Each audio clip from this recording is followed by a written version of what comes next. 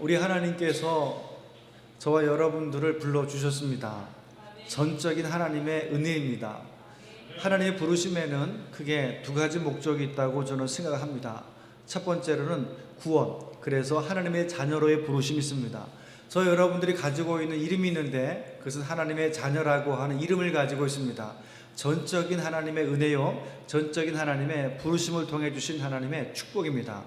두 번째 부르심이 있는데 그것은 제자로의 부르심이라고 생각합니다. 이 제자로의 부르심은 구원받은 하나님의 자녀로서 하나님을 따라가는 삶, 다시 말하면 예수님을 따르는 자의 삶으로 우리를 하나님께서 부르셨다고 믿습니다. 이것을 제자로의 삶이다. 왜냐하면 예수님을 따르는 자의 삶이기 때문에 그렇습니다. 그리고 이것은 우리에게 사명과 연결이 됩니다. 주님을 따라가는 삶 속에는 바로 사명과 직접적인 연결이 되어 있기 때문에 그렇습니다. 예수님을 따르는 제자로서 사명이 있습니다. 우리가 주님을 따라가는 데 있어서 가장 중요한 사명이 있다면 무엇이겠습니까? 우리 주님이 그러하셨듯이 하나님의 복음을 전하는 것이 예수님을 따르는 자의 가장 큰 사명인 줄 믿습니다. 여러분도 그렇게 동의하시죠? 맞습니다. 주님이 이 땅에 오신 목적과 이유가 무엇인지 우리가 알고 있습니다. 그렇기 때문에 우리가 예수님을 따른다는 것, 예수님의 제자가 된다는 것은 그분이 걸어가셨던 길, 그분이 살아가셨던 길을 따라가는 것인데 그것은 바로 복음을 전하는 일인 줄로 믿습니다. 그래서 모든 성도들에게는 누구나 할 것 없이 하나님의 은혜로 구원받아 자녀가 된 사람들은 누구나 다 그리스도의 제자가 되고, 그리스도의 제자가 되었다는 것은 주님을 따라가는 삶, 그 중에서 특별히 복음을 전하는 자의 부르심이 있다는 것을 우리가 꼭 이해하고 꼭 확신해야 할 줄로 믿습니다. 영국의 유명한 설교자였던 존 스토트 목사는 이런 이야기를 합니다. 하나님은 전 세계적인 분이시기에 우리는 전 세계적인 전망을 가진 전 세계적인 그리스도인이 되어야 합니다. 우리의 생각과 마음과 비전과 시야를 넓혀주고 있는 글이라고 생각합니다. 우리가 많은 생각을 하고 살아가고 있고 또 많은 판단도 하고 결정도 하고 살아가고 있습니다.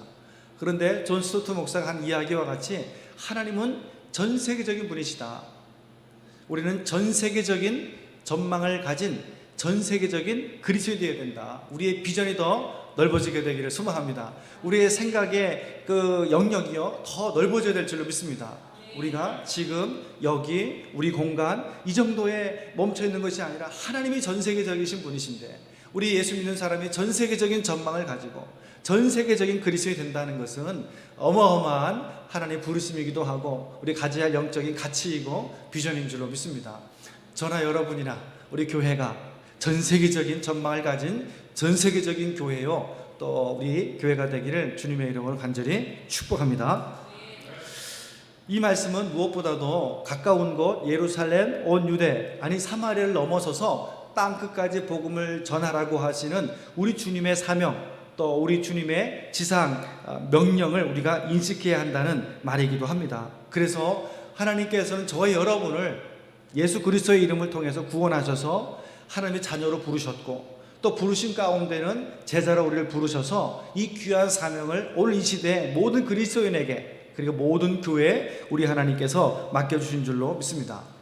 그래서 그동안 교회는 복음을 전하고 더 많은 영혼을 구원했고 그동안 교회는 선교사를 파송함으로 주님의 지상명령인 땅끝 선교를 지금껏 감당해 왔습니다. 그래서 전 세계 많은 곳에 교회가 세워지고 선교사들이 파송이 되어지고 한 사람한 더 많은 영혼들이 지금도 구원받고 있는 것을 보게 됩니다.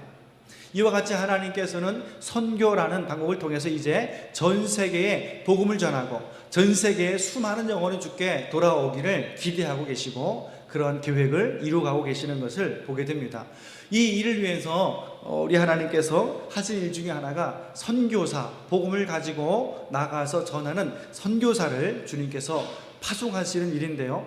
여러분이 생각하시는 제1호 선교사는 누구입니까? 학자들마다 의견이 조금 갈리기는 합니다만 어떤 학자들은 가장 최초의 선교사를 이야기할 때에 요나로 이야기하기도 합니다. 요나는 유대인입니다. 그런데 하나님께서 요나에게 아수르의 수도인 니느웨라는 곳에 가서 하나님의 말씀을 전하라고 이야기합니다. 우리가 흔히 선교 그러면 타 문화권, 타 지역으로 가서 복음을 전하는 것을 특별히 선교라고 우리가 부르지 않겠습니까?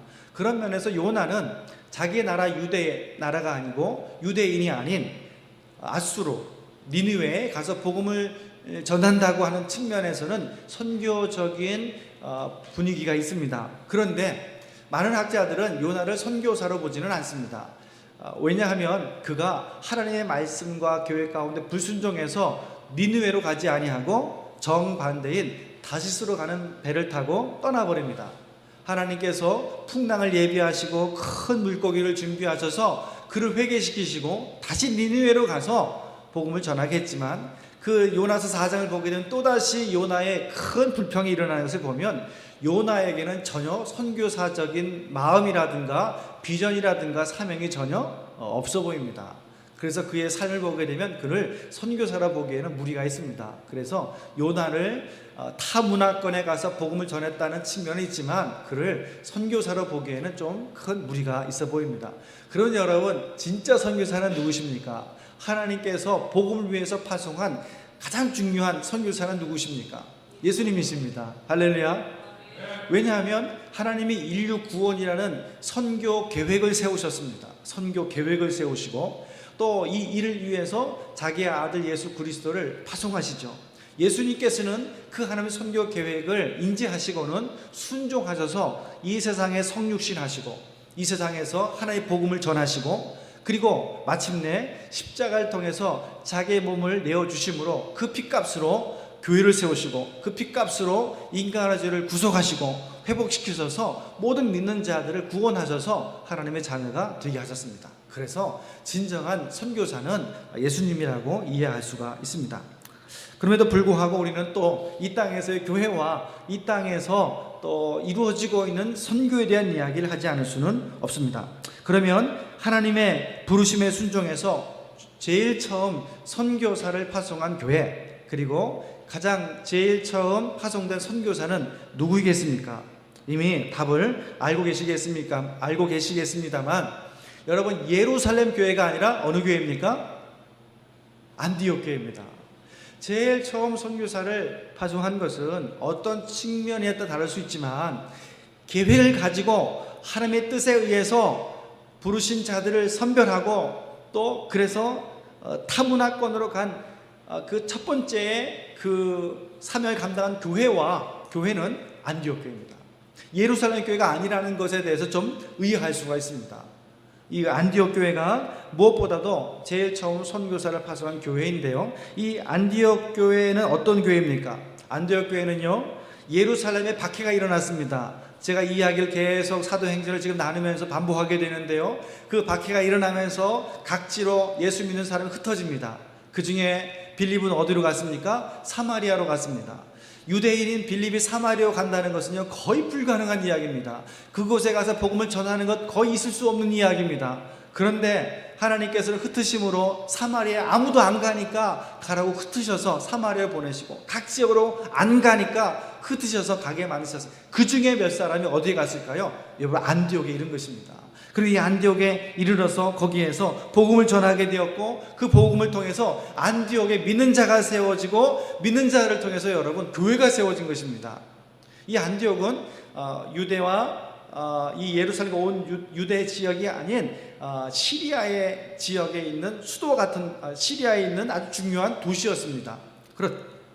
사도행전 11장 19절 21절 말씀 보게 되면 안디옥 교회가 어떻게 세워졌는지를 설명해 주고 있습니다. 사도행전 11장 19절로 21절 말씀을 제가 읽어드리도록 하겠습니다. 그때 스데반의 일로 일어난 환난으로 말미암아 흩어진 자들이 베니게와 구브로와 안디옥까지 이르러 유대인에게만 말씀을 전하는데 그 중에 구브로와 구레네 몇 사람이 안디옥에 이르러 누구에게요? 헬라인에게도 말하여 주 예수를 전파하니 주의 손이 그들과 함께 하심에 수많은 사람들이 믿고 주께 돌아오더라.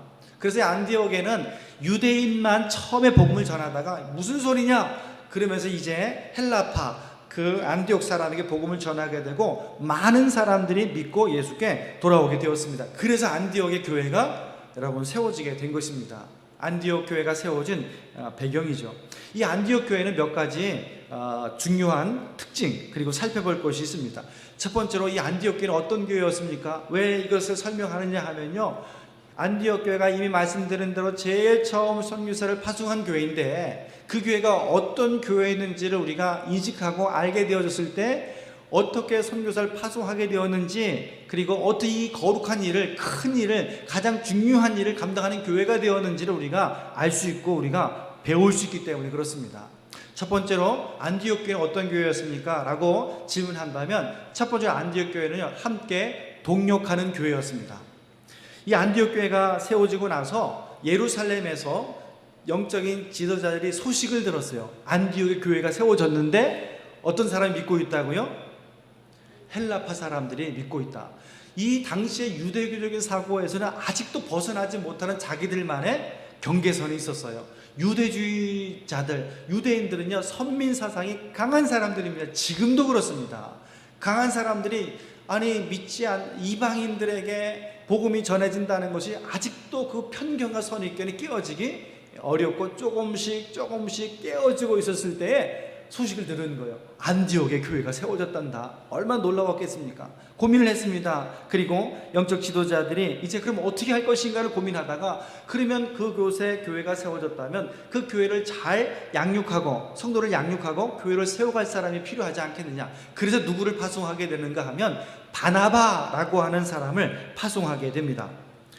왜냐하면 이 안디옥 교회가 세워질 때에 오늘 20절 말씀 보게 되면 그 중에 구브로와 구레네 사람들이 안디옥에 가서 복음을 전했대요. 이 구브로 사람이라는 것을 좀 우리가 주목해 볼 필요가 있는데요, 이 바나바가 어디 출신인가 하면 구브로 출신이었습니다. 그러니까 예루살렘에 있는 지도자들이 아는 거예요. 바나바 같은 적임자가 없다. 구브로 사람이 안디옥에 믿지 않는 자들에게 복음을 전했다고? 그러면 구브로 사람이 전했으니까 구브로 출신인 바나바를 보내는 것이 좋겠다라고 해서 바나바를 그곳에 보내게 됐습니다. 그런데 여러분, 그가 구브로 출신이기 때문에 그 안디옥의 지도자로 파송된 것은 첫 번째 이유일 수 있지만 그것은 겉모습입니다. 진짜 이유가 있습니다. 그 진짜 이유는요, 사도행전 11장 24절 말씀입니다. 24절 말씀 보게 되면 바나바를 어떻게 이야기하고 있는가 하면, 바나바는요, 착한 사람이요 성령과 믿음이 충만한 사람이라 이에 큰 무리가 주께 더해지더라. 바나바는 착한 사람이고요, 성령과 믿음이 충만한 사람이었대요. 이런 좋은 영적인 자질을 갖고 있는 사람이었습니다. 그래서 안디옥 교회를 처음 어찌 보게 되면요, 이 담임하게 되었다니까요. 이 안디옥 교회의 영적 지도자인 바나바는요, 정말 좋은 사람이 파송이 되어서 그로 인해서 교회가 점차 부흥하게 되었다는 것입니다. 그런데 말이죠, 이것이 안디옥 교회가 좀 성장해 나가는 데 있어서 바나바에게는 뭔가 혼자만 할 수 없는 여러 가지 어려움이 있었던 것이거나 동역자가 필요했던 것으로 보여집니다. 바나바에게. 그래서 바나바가 당시에 바울이 다소라는 곳에 있었는데 25절 말씀 보면 바나바가 어디로 갑니까? 사울을 찾으러 다소에 가서 만나서요, 안디옥에 데리고 옵니다. 나와 함께 어떻게 하자는 거죠? 동역하자는 겁니다. 혼자 할 수도 있었겠죠. 그러나 더 어찌 보면 안디옥 교회를 잘 세우고 싶은 마음이 있었기 때문에 사울을 가서 청해서 데리고 온 것이죠. 어찌 보면 사람들은요, 누구나 다 자기가 스포트라이트를 받기를 원하는 마음이 있어요. 사람들이 그렇거든요. 그런데 바나바는 그렇게 하지 않았다는 거죠. 내가 영광을 받아야 할 것이 아니라 중요한 것은 내가 많은 성도들에게 교회가 부흥하면서 자랑거리가 되는 것이 아니라 교회를 더 잘 섬기고 성도들 더 믿음으로 잘 성장하는 것이 바나바에게는 그것이 목적이었습니다. 그래서 사실은요, 바나바보다도 바울이 오면 성도들이 또 이 바울을 이제 총칭하겠습니다. 바울에도 더 많은 관심을 갖게 될 거예요. 그럴 수도 있습니다. 그러나 바나바에게는 그게 중요하지 않았어요. 왜냐하면 더 중요한 것은 내가 아니라 누구라고요? 교회였기 때문에 바울을 데려온 것입니다. 예전에 그런 이야기가 있었습니다. 제가 직접 경험하지는 못했지만 부목사가 설교를 너무 잘하면 쫓겨난다는 말이 있었어요. 왜냐하면 설교를 너무 잘하면 성도들이 담임 목사보다 부목사에게 더 이렇게 우리 목사 은혜 받았다고, 목사님 말씀 너무 좋다고 하면 이 담임 목사 견뎌내기가 너무 이제 어려워요. 짐 싸세요 뭐 이런 이야기가 있다는 이야기를 들어봤어요. 뭐 제가 직접 경험하지 않았기 때문에, 그런데 그런 이야기를 몇 번 들으니까 그런가 보다 하는 생각을 해보았습니다.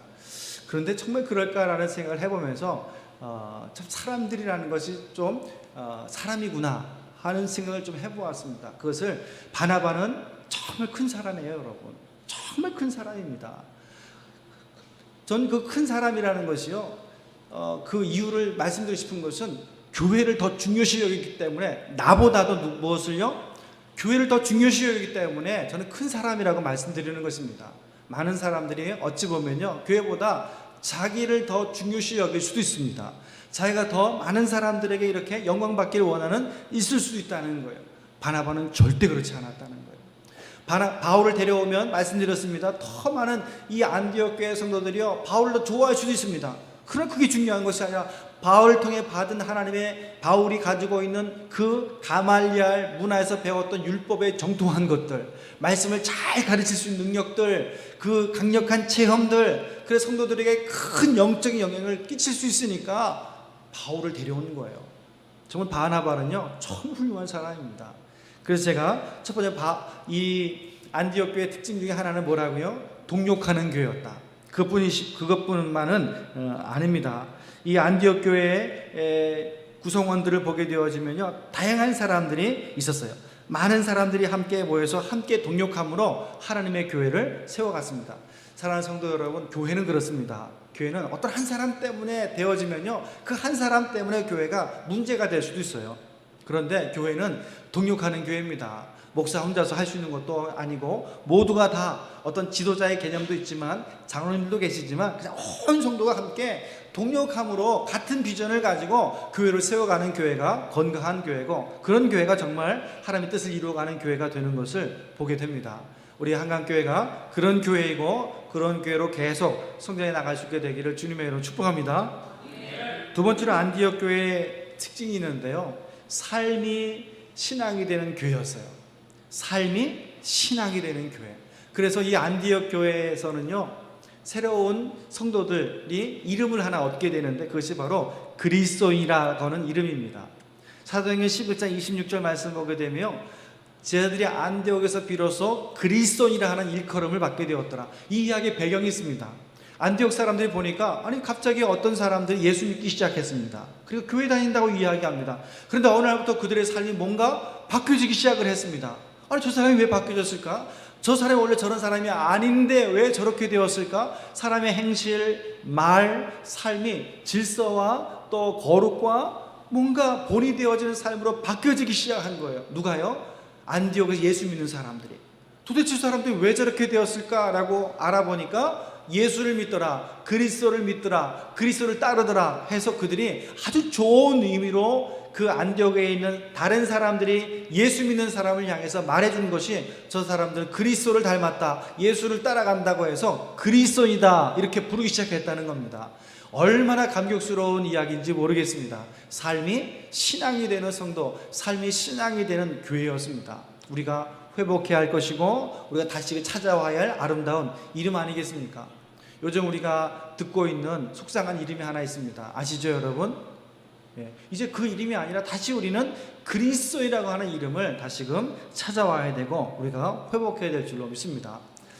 삶이 신앙이 되어서 그것이 그리스도인다, 그리스도를 따른다고 했던 안디옥 교회와 같이, 저나 우리 성도들이 부족하고 연약하지만 여전히 우리가 그리스도를 따름으로 우리가 가져야 할 이름은, 여러분, 그리스도인이라는 것 꼭 기억하시고, 저 여러분의 삶이 더 신앙과 삶이 일치가 되고 신앙이 삶이 되는 그런 아름다움을 이루어가는 우리 한강교회가 되고, 지역 주민이든 또 우리 여러분 살든지 저 사람이 한강교회 다닌다, 이런 또 예수 믿는 사람이다 하는 것이 좋은 의미로 비칠 수 있는 그런 교회와 성도가 되기를 축복합니다. 세 번째로 안디옥 교회는 구제하고 섬기는 교회였습니다. 예루살렘에, 유대에 흉년이 오게 되었습니다. 흉년이 오다 보니까 당시에는 흉년이 왔다는 것은 살아가기 어렵다는 것입니다. 경제적으로도 어렵다는 것입니다. 그때에 그 소식을 안디옥 교회가 듣습니다. 예루살렘에서, 예루살렘 교회가, 예루살렘의 성도들이 지금 힘들고 어렵다는 이야기를 듣고는 사도행전 11장 29절로 30절을 보게 되어지면 성도들이 돈을 모읍니다. 돈을 모아가지고 그 예루살렘에 바울과 바나바를 통해서 그 부조금이라고 하죠. 그것을 보내주어요. 이 제자들이라는 것은요, 몇 사람을 이야기하는 것이 아니라 안디옥 교회 성도 전체라고 여러분 이해하시는 것이 맞습니다. 안디옥 교회 성도들이 각각 그 힘대로 유대에 사는 형제들에게 부조를 보내기로 작정하고 이를 실행하여 바나바와 사울의 손으로 장로들에게 보내줍니다. 그래서 안디옥 교회가요, 어느 교회를 구제했어요? 예루살렘 교회를 구제했어요. 예루살렘 교회의 성도들을 구제했어요. 그래서 그것을 가지고 예루살렘에 가고, 예루살렘 교회죠. 예루살렘 교회가 성도들 가운데 어려운 성도들을 안디옥에서 보내준 재정을 통해서 도와주었습니다. 여러분, 이거 얼마나 아름다운 이야기인지 모르겠습니다. 안디옥 교회는요, 이와 같이 사랑이 있고 이 사랑 안에서 구제와 섬김이 있는 교회였습니다. 여러분도 마찬가지일 겁니다. 주는 것이 좋습니까? 받는 것이 좋습니까? 예, 주는 것이 좋죠. 맞습니다. 정말 주는 것이 행복한 성도가 되시고 우리 교회가 되길 축복합니다. 근데 사실 받는 것도 좋습니다, 여러분. 그죠? 예, 아니라고 할 수 없습니다. 사실은 어떻게 보게 되면 받는 거 싫어하는 사람이 어디 있겠습니까? 그렇죠? 그런데 사랑하는 성도 여러분, 이왕이면 주는 것이 복이 있습니다. 저는 그것을 아주 철저하게 제가 생각을 하고요. 저도 경험해 보았거든요. 그래서 정말 주는 것이 복이 있습니다. 우리 한강교회가 주는 교회가 되고 베푸는 교회가 되고 섬기는 교회가 되기를 축복합니다. 또 그런 교회로 하나님이 더 아름답게 세워주시고 또 성장시켜 주시기를 축복하고, 그런 교회로 우리 한강교회가 세워지게 되기를, 또 우리 성장해 나가게 되기를 소망합니다. 마지막 네 번째로, 이 안디옥 교회는 어떤 교회였는가 하면요, 선교 지향적인 교회였습니다. 어떤 교회요? 선교 지향적인 교회였어요. 먼저 구성원들이 그랬어요. 이 구성원들을 보게 되면 오늘 본문의 말씀 1절을 다시 보면 안디옥 교회에 선지자들과 교사들이 있으니 그 다음에 몇 면이 나타납니다. 바나바와 니게르라 하는 시므온과 구레네 사람 루기오와 분봉왕 헤롯의 젖동생 마나엔과 및 사울이라. 특별히 그 안디옥 교회의 지도자들을 몇 명을 소개하고 있습니다. 그런데 이들의 면면을 보게 되면요, 특별히 다문화, 그리고 국제적인 다른 나라, 문화도 나라도 인종도 다 다른 다양한 사람이 모여있는 교회였어요. 예루살렘 교회는 어떤 교회였을까요? 예루살렘 교회는요, 누구만요? 유대인만 모여 있었습니다. 그런데 이 안디옥 교회는요, 다양한 사람이 있었습니다. 한번 보시면요, 바나바는 유대인이지만 출신은 어딘가 하면 구브로에서 태어났습니다. 그러니까 디아스포라 유대인, 그러니까 유대인의 혈통은 있지만 지역은 구브라는 곳에 태어났습니다. 여러분, 바울은요, 어디서 태어났습니까? 바울은 말 그대로 유대적인 배경을 가지고 있는 사람입니다. 그 다음에요, 니게르라고 하는 시몬, 이 니게르라고 하는 단어는요, 검다라는 의미입니다. 그래서 학자들은 다 대부분 동의하기를 이 니게르 시몬이라고 하는 사람은 흑인이었을 것이다, 이렇게 이야기를 해요. 여러분, 당시에 흑인이라는 것은요, 아주 특별한 그 지역적으로 어떻게 이 사람이, 그것은 설명이 잘 이해가 잘 모르지만 분명한 것은 이 사람은 니게르라 하는 접두어를 붙인 것을 통해서는요, 흑인이었다, 이런 인종의 다름을 이야기하고 있습니다. 또 구레네 사람 루기오, 또 분봉왕 헤롯의 젖동생 마나엔, 정말 다양한 사람, 또 여러 그러한 사람들이 모여 있었어요. 다문화 교회로 어찌 보면 선교를 감당하기에 생각적으로, 문화적으로 열려있는 교회였습니다. 아직도 예루살렘 교회는 어떻습니까? 닫혀있는 교회예요. 유대인들의 사고방식으로만. 그러나 이 안디옥 교회는요, 이미 구성원들이 다 다른 사람, 인종적으로도 문화적으로도 다 다른 사람들이니까요, 선교에 대해서 아주 열려있고 준비되어 있는 교회가 바로 안디옥 교회였습니다. 그래서 안디옥 교회가 첫 번째 선교사를 파송하게 되어진 교회가 되었을 것으로 생각해 볼 수가 있습니다. 안디옥 교회는 이와 같이 다양한 사람들이 함께 있었고, 함께 마을 모으고 함께 합력하여서 하나님의 일을 감당하는 교회였다. 앞서 동역하는 교회라는 말씀을 드렸습니다만 이 마지막 것은 선교 지향적인 것으로 말씀을 드렸어요. 우리 교회가 그런 교회가 되기를 축복합니다. 그래서 1호 선교사를 파송하게 되는데 그 1호 선교사가 바로 바울과 바나바입니다. 2절 말씀을 보시면 오늘 2절 말씀에 어떻게 설명하고 있습니까? 주를 섬겨 금식할 때 성령이 이르시되 내가 불러 시키는 일을 위하여 바나바와 사울을 따로 세우라 하시니, 누가요? 성령께서. 그리고 이 지도자들이 무엇을 하고 있었습니까? 금식할 때에, 특별히 기도할 때에, 금식하며 기도할 때 성령께서 이들에게 바울과 바나바를 따로 세우라고 말씀하셨어요. 그 일은 내가 불러 시키는 일을 위하여. 여러분, 이 성령이 말씀하시는 내가 불러 시키는 일이 무엇입니까? 각 지역에 다니며 복음을 전하는 일입니다. 이 일을 위해서, 복음을 전하는 일을 위해서 바울과 바나바를 따로 세우라고 이야기하십니다. 여러분, 이와 같이 이 선교사로 파송하는 이 배경 속에는 첫 번째로 성령께서 이 일을 계획하시고 이루시고 계신다는 것을 볼 수가 있습니다. 성령이 말씀하신 겁니다. 그렇죠? 바울과 바나바 먼저 내가 하겠습니다 라고 말한 것이 아니라 성령께서 모 지도자들에게 같은 감동을 주셔서 바울과 바나바에게 내가 특별히 시킬 일이 있다, 이방의 복음을 전하는 일을 시켜야겠다라고 하나님의 성령께서 말씀하셨다는 겁니다. 그래서 사도행전을 성령행전이라고 말씀드리는 것이 그런 의미입니다. 성령이 계획하시고 성령이 이루시는데 누구를 통해서요? 사람을 통해서. 또 누구를 통해서요? 순종하는 사람을 통해서. 오늘 성령께서 이 일을 이루시고 계십니다. 왜 그런지 아십니까, 여러분? 이 일은 하나님의 일이기 때문에 그렇습니다. 하나님의 일이기 때문에 하나님이 하시는 겁니다. 여러분, 이 선교는 하나님의 일입니다. 그래서 하나님이 하시는 것이죠. 누구를 통해서요? 사람을 통해서. 오늘 성령께서 그렇게 지도자들에게 바울과 바나바를 내가 나의 일을 시켜야겠다, 선교의 일을 시켜야겠다라고 그들을 이제 준비를 시키는 거죠. 성령께서 이 일을 진행하고 이루시고 계십니다. 그런데 여기서 우리가 한 가지 생각해 볼 것은, 놀라운 것은 금식하며 기도할 때라는 것입니다. 주를 섬겨 금식하고 기도할 때 하나님께서 동일한 음성을, 동일한 말씀을 이들에게 주셨다는 겁니다. 동일한. 왜요? 어느 한 사람에게 이 이야기를 하셨다면 내가 지금 성의 음성을 들었어, 하나님께서 바울과 바나바를 따로 세우래, 그럴 수도 있습니다. 그런데요, 오늘 이 이야기를 보게 되어지면요, 한 사람에게 주신 말씀이 아니라 성령이 거기에 있는 5명이라면요, 이 5명 모두에게 동일한 생각과 동일한 마음을 여러분 주신 겁니다. 왜요? 성령은 똑같은 하나님, 성령님이시고 성령님은 모든 사람에게 똑같이 말씀하시고 역사하시는 분이시기 때문에 그렇습니다. 얼마나 놀라운 일인지 모르겠습니다. 저는 이것을 영적인 일치성이라 이렇게 말하고 싶습니다. 같은 성령이기 때문에 같은 생각과 같은 마음과 같은 비전을 품게 하십니다. 왜냐? 같은 성령님이신데 같은 성령님이 똑같이 각 사람에게 똑같은 생각과 똑같은 마음을 주신다는 거예요. 이 영적인 일치성입니다. 우리 한강교회가 그런 교회가 되길 원하는 겁니다. 하나님께서 우리 모두에게 같은 생각, 같은 마음을, 동일하신 하나님인데 다른 생각을 품을 수는 없는 것이죠. 다른 생각을 한다는 것도 그 하나님부터 오는 것이 아닐 수 있다는 거 아니겠습니까? 우리 교회가 그런 교회가 되기를 소망하고 축복합니다.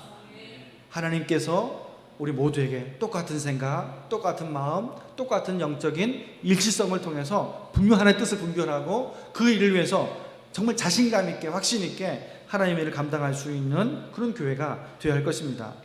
또 그런 교회를 우리가 세워가야 될 줄로 믿습니다.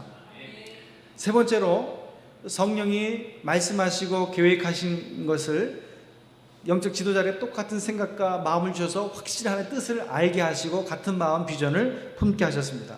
이제 그들이 해야 할 일이 있습니다. 해야 할 일이 뭘까요? 이제는 순종하는 것이죠. 순종하는 것입니다. 이 하나님의 뜻과 계획과 섭리 가운데 순종하는 겁니다. 3절 말씀 보실까요? 3절 말씀 보시게 되면 이렇게 기록하고 있습니다. 이에 그 다음에요, 금식하고 기도하고 두 사람에게 안수하여 보내니라. 모두가 다 이 하나님의 성령의 뜻 가운데 순종한 것입니다. 그런데요, 이 두 사람 파송할 때도 어떻게 했습니까? 금식하며 기도하고 두 사람에게 안수하여 보냅니다. 보내는 사람도 가는 사람도 철저하게 이 하나님의 뜻 가운데 순종하고 있는 것입니다. 그래서 바울과 바나바가 제1호 선교사가 되었고 안디옥 교회는 제1호 선교사를 파송하는 그런 교회가 되었습니다. 그리고 안디옥 교회는 기도와 금식의 과정을 통해서 선교사를 파송하는 정말 멋진 영적인 좋은 모델이 되었어요. 그냥 파송하는 것도 아니고 금식하며 또 기도해서 영적으로 이 두 사람을 파송하는 영적인 공동체, 그리고 영적인 선교 파송하는 아름다운 모습을 보게 될 수가 있습니다. 그러면서 또 하나 우리가 생각해 볼 수 있는 것은 금식하며 기도하고, 이것이 안디옥 교회의 아주 중요한 영적인 특성이었던 것을 봅니다. 금식하고 기도하는 것, 금식하고 기도하는 것. 그저 하나님께서 안디옥 교회를 쓰셨는지도 모르겠고요, 여러 이유가 있지만 또 하나님께서 여전히 하나님 쓰시는 사람들과 쓰시는 교회는 또 기도하는 교회인 줄로 믿습니다. 그럴 때 하나님께서 영감을 주실 수가 있고, 그럴 때 응답을 주실 수가 있고, 그럴 때 말씀하실 수가 있고, 그래서 같은 마음을 품고 함께 사명 감당하게 될 줄로 믿습니다. 사실 이 두 사람이 파송하는 교회나 파송되는 사람이나 사실 이것은 쉬운 일은 아니었습니다. 왜냐하면 누구나 익숙한 환경을 떠나는 것은 좀 어렵습니다. 익숙한 환경 속에는요, 안정감과 편안함이 있습니다. 만약에 우리가 익숙함을 원치 않는다면요, 2년에 한 번씩 이사 다니시면 돼요. 여기도 가보고 저기도 가보고 저기도 가보고. 근데 그렇지가 않아요. 그렇죠? 제가 이렇게 말씀 들어보면 자기가 살고 있는 데가 다 제일 좋으시대요. 풍납동 사시는 분들은요, 풍납동이 최고라고 말씀하세요. 성내동 사시는 분은요, 성내동이 최고라고 말씀하세요. 저 명일동 사시는 분이요, 명일동이 최고라고 이야기하세요. 왜 그럴까요? 그냥 본인들이 사실 때 너무 익숙하고 편안하니까 좋은 거예요. 문제가 없는 거예요. 물론 객관적인 사실이 아니라 이것은 상당히 주관적인 사실 아니겠습니까? 네. 그렇기 때문에 사람은 누구나 다 안정감이라는 것, 익숙함이라는 것이 되게 중요해요. 근데 그걸 떠난다는 것은요, 보통의 용기가 필요한 것은 아닙니다. 쉬운 일이 아닙니다.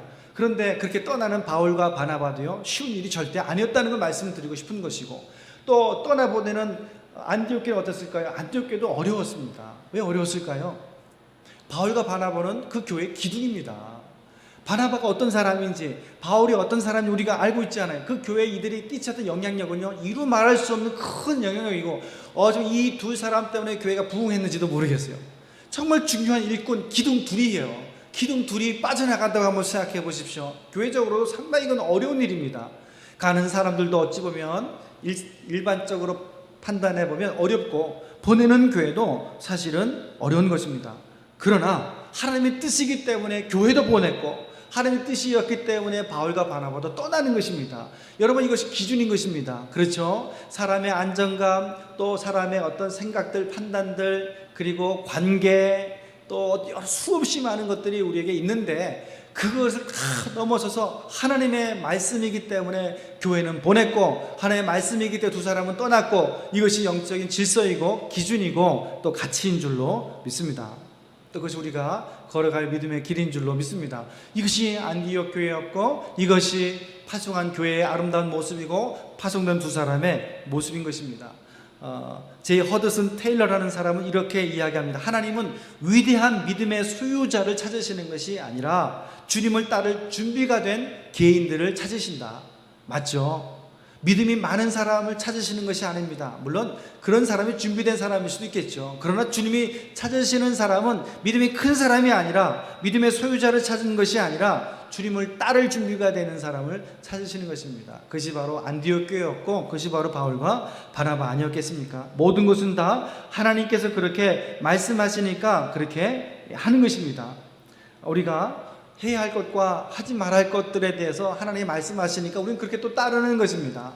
저와 우리 성도들이 하나님이 그렇게 말씀하시니까 순종할 수 있는 교회, 그래서 하나님의 일을 감당하는 교회가 되기를 축복합니다. 그래서 결국 어떻게 되었습니까? 바울과 바나바가 안디옥 교회의 파송을 받아 제1호 선교사로 이제 선교지로 출발합니다. 4절과 5절 말씀을 보게 되면 그들의 출발의 이야기를 이렇게 기록하고 있습니다. 두 사람이 중요한 것은요, 성령의 보내심을 받아 실루기아에 내려가 거기서 배를 타고 구브로에 가서 살라미에 이르러 하나님의 말씀을 유대인의 여러 회당에 전하고 요한을 수행원으로 두었더라. 이 이야기의 내용은요, 성령의 보내심을 따라 출발했는데 제일 처음 어디로 갔는가 하면요, 구브로로 갔습니다. 이 구브로가 어디라고요? 바나바의 고향이었어요. 하나님이 어떻게 인도하셨는지 그 하나님의 뜻 가운데 이루어진 것이고 바울과 바나가 결정한 장소는 아니었어요. 전적으로 성령이 인도하셨어요. 이렇게 하나님께서 그들을 이제 인도해 나시게 되는 것입니다. 그래서 오늘 말씀과 같이 안디옥 교회의 모습을 우리가 본받았으면 좋겠습니다. 그리고 그 안디옥 교회 했던 그 위대한 일, 선교사를 파송하는 일에 했던 그 아름다운 모습들, 그리고 그 일에 성도들의 마음들, 그리고 바울과 바나바의 헌신과 순종들. 네이트 세인트라고 하는 사람은 이렇게 이야기했습니다. 주님을 모르는 사람들은 우리에게 도대체 왜 선교사로 인생을 낭비하느냐고 묻습니다. 그들도 역시 인생을 소비하고 있다는 사실을 잊고 있습니다. 거품이 빠지고 난 후에야 그들이 낭비한 세월이 영원한 가치를 지니는 어떤 것도 남아있지 않다는 것을 알게 될 것입니다. 무슨 이야기일까요? 어떤 사람이 선교사를 보고 비난한 거죠. 왜 인생을 선교사로 낭비합니까? 자신의 행복을 위해서, 자신의 꿈을 위해서 살아가지 왜 인생을 낭비합니까? 그때 이분이 하는 얘기가 뭐죠? 그들도 자신의 인생을 낭비하고 있다는 것을 알지 못하고 있습니다. 거품이 다 빠지고 난 다음에 지금은 모르는 거예요. 거품 때문에 다 가려져서 아무것도 모르지만 시간이 지나서 거품이 빠지고 나간다면 그 다음에 낭비한 세월에 영원한 가치를 지니는 것이 아무것도 없다는 것을 그 사람들이 알게 될 것입니다. 저는 그렇게 생각합니다. 여러분, 주를 위해 살아온 시간만이 여러분의 시간입니다. 그것만이 남습니다. 여러분이 주를 위해 섬김과 봉사와 말씀의 순종과 기도와 예배와 전도와 선교와 이 모든 헌신과 이 모든 것들이 하나님 앞에 드려지는 여러분 예물인 것을 기억하십시오. 그렇습니다. 모든 것은 다 하나님 앞에 드려지는 우리의 삶이고 이 하나님 앞에 드려진 삶을 저는 예물이라고 표현하고 싶습니다. 그렇습니다. 우리는 주님 앞에 우리 모든 것을 다 드려지는 그 모든 것들은 주님께서 받으시는 삶의 열매이고요. 여러분, 그것만 남습니다. 저는 그렇게 생각합니다. 오늘 이 한 선교사 이야기와 같이요, 나중에 우리의 인생이 평가되어질 때요, 여러분 기억도 그렇지 않습니까? 우리가 기억나는 것도 있고 기억하지 못하는 것들도 있어요. 수없이 인생에 살아왔던 그 수많은 인생의 경험들이 있는데 여러분 기억나는 것이 얼마나 됩니까? 다 없어진 기억들이지 않습니까? 기억 못하는 것들이지 않습니까? 뇌의 구조니 이렇게 설명할 수 있지만 결과적으로 우리 하나님 앞에 남는 것은요, 하나님이 했던 모든 것들만 남습니다. 나머지는 다 거품입니다. 그런데 나중에 거품이 다 거치고 나니까 어떤 사람은요, 아무것도 없어요. 주를 위해 살아온 시간도 없고, 주를 위해 봉사한 것도 없고, 섬긴 것도 없고, 예배한 것도 없고, 기도한 것도 없고, 사랑한 것도 없고, 섬긴 것도 없고, 봉사한 것도 없고, 아무것도 없어요. 거품이 다 지나갔다. 어떤 사람에게는요, 그동안 힘들고 어려웠던 주님의 말씀에 순종해 살아왔던 그 아름다운 삶의 열매들이, 삶의 가치들이 그대로 다 남아있는 것이죠. 저 여러분들이 그런 인생을 살아갈 수 있게 되기를 축복합니다. 우리 교회가 그런 교회가 되기를 축복합니다. 마지막으로 말씀에 결론을 맺습니다. 저는 오늘 말씀을 통해서 그런 비전을 갖습니다. 저는 우리 교회에서 선교사로 나가는 성도가 있게 되기를 주님의 이름으로 간절히 소망합니다. 우리 교회가 우리 성도들을 선교사로 파송하는 교회가 되기를 소망합니다. 이 꿈이 속히 이루어지게 되기를. 그리고 하나님께서 우리 귀한 성도들 가운데 정말 하나님께서 부르셔서 온 성도가 기쁨으로 그 성도를 파송할 수 있는, 선교사는요, 목사의 어떤 개념을 떠나서 모든 사람이 선교사로 갈 수가 있습니다. 여러분 중에 자원하는 심령이 있으시면 기도하시고 준비하시면 교회는 기쁨으로 여러분을 파송하겠습니다. 그리고 우리 교회가 이제 선교사를 파송하는 교회요, 선교사로 나가는 성도가 있는 그런 교회로 세워지기를 오늘 안디옥 교회를 통해서 비전을 갖고 소망을 품고 기도합니다. 우리 교회가 그런 교회가 되기를 주님의 이름으로 축원합니다. 기도합니다. 하나님, 우리 한강교회가 안디옥 교회와 같이 선교사를 파송하는 그런 영적인 교회, 그 은혜스러운 교회, 그리고 우리 교회에서도 바울과 바나바와 같이 또 우리 귀한 성도들 가운데 선교사로 파송되어지는, 선교사로 나가는 그러한 교회 되게 하여 주시고, 우리 귀한 한강교회가 하나님의 비전, 하나님의 가치, 선교와 복음을 전하는 교회로 쓰임받게 해주시기를 예수님의 이름으로 간절히 기도합니다. 아멘.